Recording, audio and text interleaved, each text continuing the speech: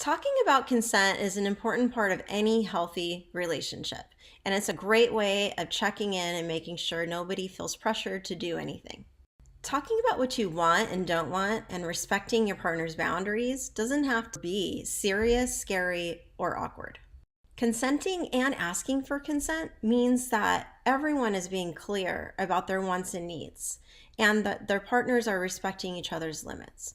Now, it's really important though that we pay attention to not just what somebody says, but also what their body does. Listen and look at body language and listen for tone.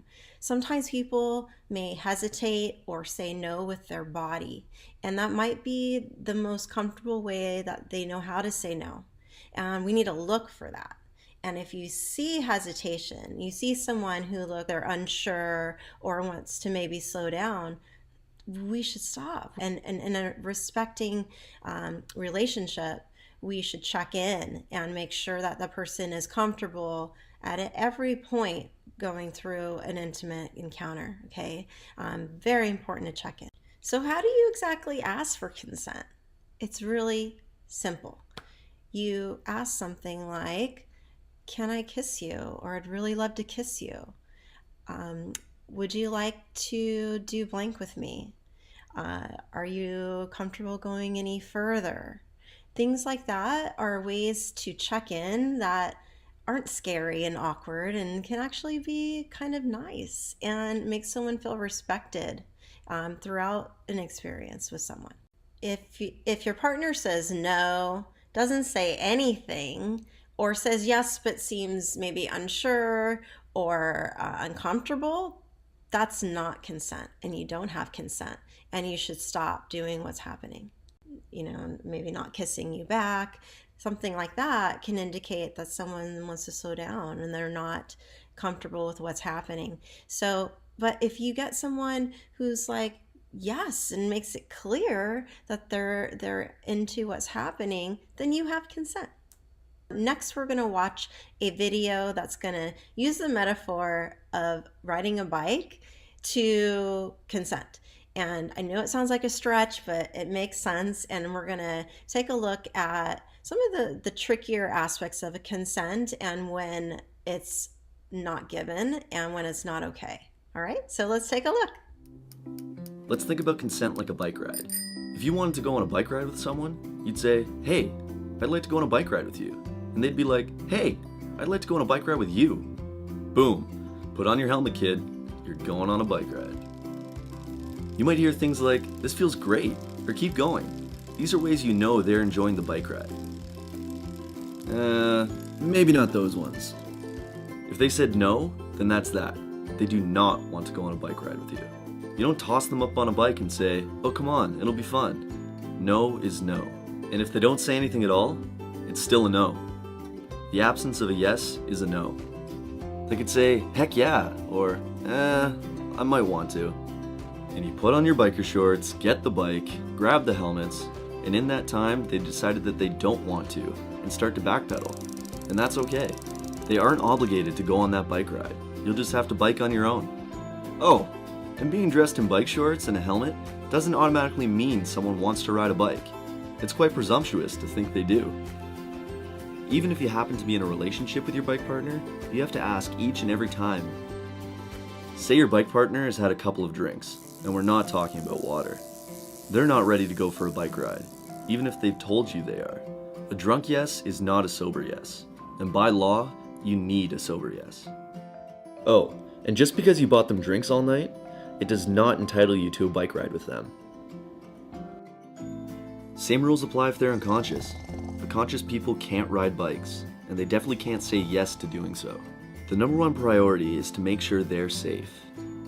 Even if they're just sleeping, they can't say yes to a bike ride. And it can be a scary thing to wake up and find yourself on a bike.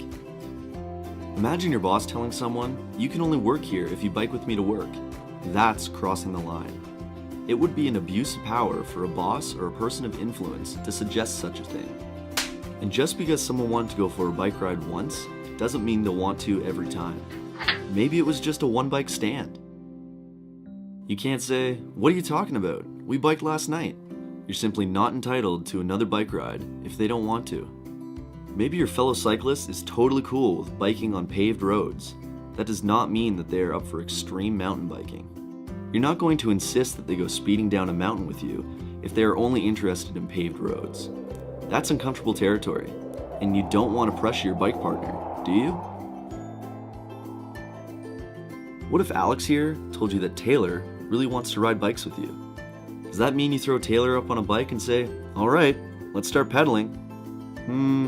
No. The only person that could say Taylor wants to go for a bike ride is Taylor. When all is said and done, riding a bike with someone should be fun, memorable, and hey, maybe a bit sweaty. But it can only be that way when everyone involved has willingly agreed to participate. So whether it's having sex or bike riding, consent is key. So let's unpack that video a little bit and let's take a look at what consent does not look like and some of the warning signs that consent is not given or things that you should watch for. Okay. All right. What consent does not look like? Assuming that dressing sexy or somebody flirting with you or someone accepts a ride or a favor or a drink, you buy a meal, any of those things does not mean someone's consenting to anything other than spending time with you. Okay. So nobody owes someone something or should repay someone in any physical way because they did a favor for them. Saying yes or saying nothing while under the influence of drugs or alcohol, big one, big one. When alcohol and drugs are involved, consent gets really tricky. And it doesn't matter if you were the one drinking that was the perpetrator, the person who made someone do something more than they wanted to, you're still responsible for your behavior. Okay. You can't say, "Oh, I didn't know what I was doing. I was drunk." Both parties really need to be sober. A sober yes is consent. A drunk yes is not. Saying yes or giving into something because someone feels too pressured or afraid to say no. So if somebody keeps egging someone on and they're like, "Come on, I really love you. If you really cared about me, you would do this. Or if you don't do this, I'm going to leave you." Things like that are not cool. Not cool. Nobody should have to manipulate someone to get their way. Okay. And if somebody's doing that, that's a very unhealthy situation. And if that's something that you do to get your way, you got to stop. That's not appropriate in this type of situation. Someone asking over and over and over again until someone gives in, or if they say, "Oh, I just can't stop," something like that, that's not cool either. That's not something that a situation someone should put another person in. Okay. And I promise you, if, a parent walked into the room, you could probably stop. Okay. So if somebody's saying they can't stop is not cool. These are some red flags, right? Look for these. If you see these things, I would probably distance myself from this person. Might be an unhealthy dating relationship. Okay. So if somebody is pressuring or guilting you into doing things you don't want to do, or you may not want to do, they make you feel like you owe them because you're dating or they gave you something. If they react negatively with sadness or anger or resentment, if you say no to something or you don't immediately say yes, if you hesitate, they make you feel bad, like, "Oh, you don't love me, do you?" or something like that. That's manipulative behavior. Okay. When someone ignores your wishes and they don't pay attention to nonverbal cues, someone is pulling or pushing away and they still continue and they're not listening to that, that's a big red flag. If someone has to manipulate or exhibit controlling behavior to, get things that they want, all of that is not cool. Okay. Really quick, just to kind of wrap some of this up, I do need to define some terms. All right. Okay. You probably have heard the term sexual misconduct in the news before. And basically, this is the coercion piece. This is when someone uses tricks or threats or inappropriate use of their power to get someone to agree to sexual contact.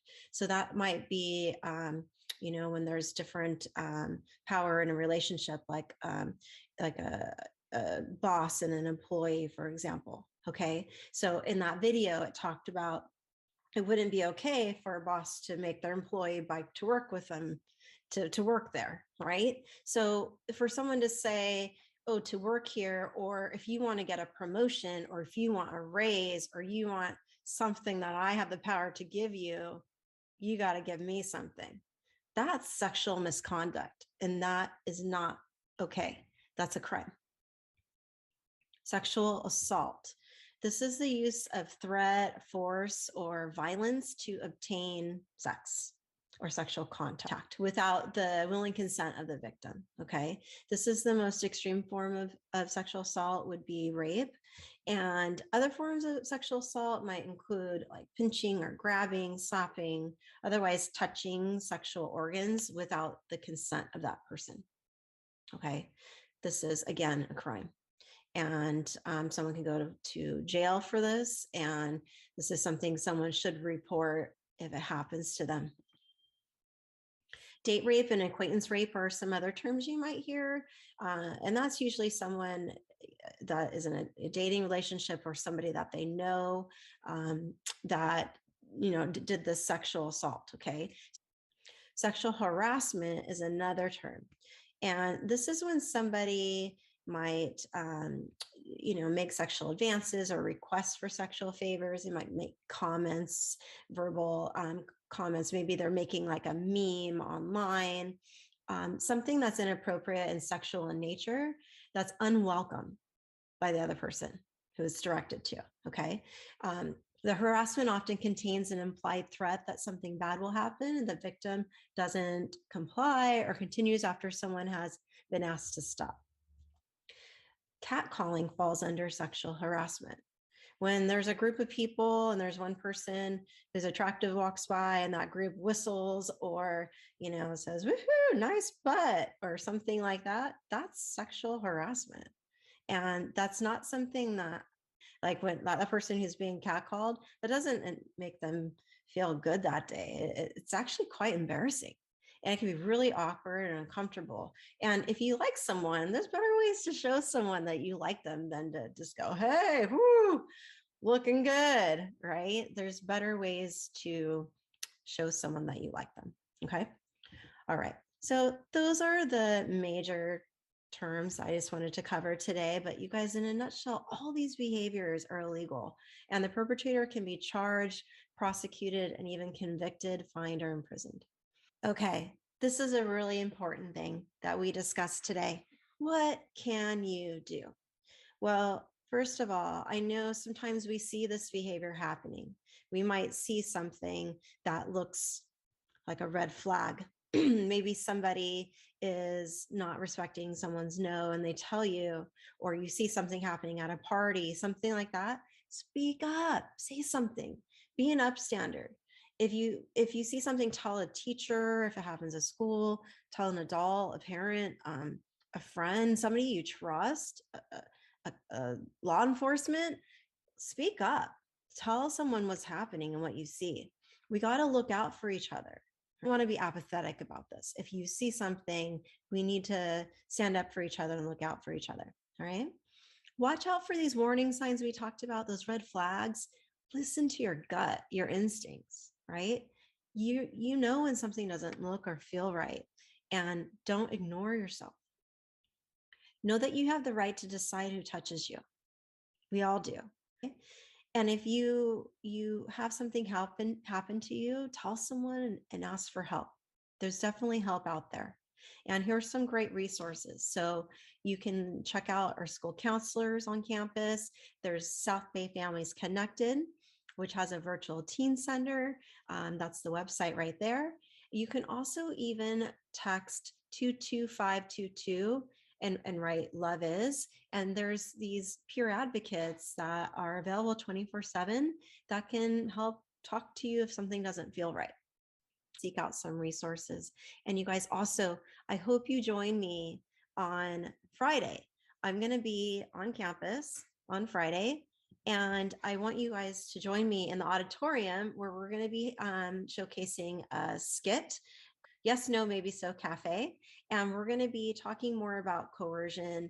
And the whole week, like our whole subjects this week, we're going to have a discussion about healthy relationships and consent.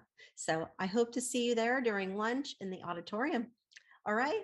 Thank you for listening to me this week. I hope you learned something that was helpful, and I hope to see you on Friday. Bye bye.